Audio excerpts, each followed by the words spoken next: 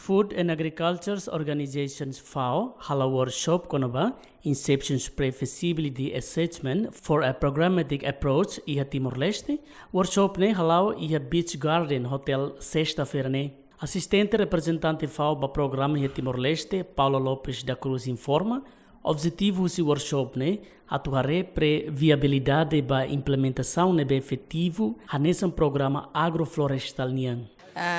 Estudo idane nini objetivo atu hare viabilidade ba cooperação idane atu desenvolvimento o secretário de Estado kulia barakona katak ita hare atu desenvolve programa agrofloresta ba hodi responde ba itania problemas sernabe ko itania secretário de Estado kulia barakona hawa cara que acrescenta tandet katak ita la os hare deta agrofloresta mas be ita hare abordagem bota ita hare husi programa ida integrado nebe hare ba floresta hare ba agricultura hare ba mos atividades siraselo kan esen pecuária também Timor ela halo atividade masa fokus ida det mas be dalbara kita nia comunidade sira halo atividade serne hoto sira kiak animal sira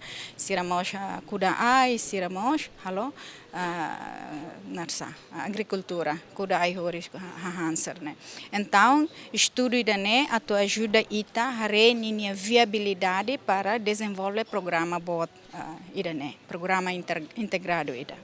E a Fátima Nessa, secretário de Estado de Floresta, Fernandino Vieira da Costa, sente contente.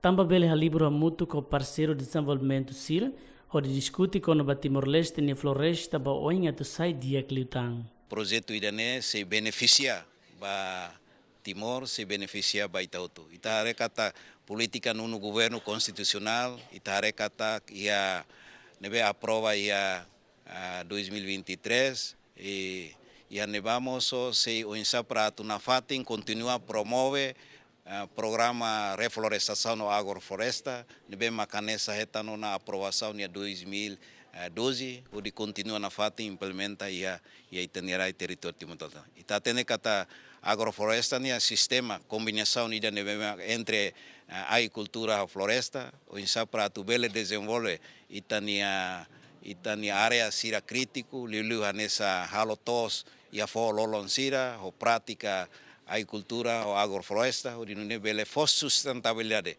economia for sustentabilidade, ecologia baitania comunidade sira não baitania rai Timor-Leste. Food and Agriculture Organizations FAO e a colaboração com o governo Timor-Leste no Palmers Desenvolvimento União onde desenvolve aproximação programática, atuação meio subsistência nebe resiliente ba clima, li husi transformação sistema agroalimentar baseia ba natureza.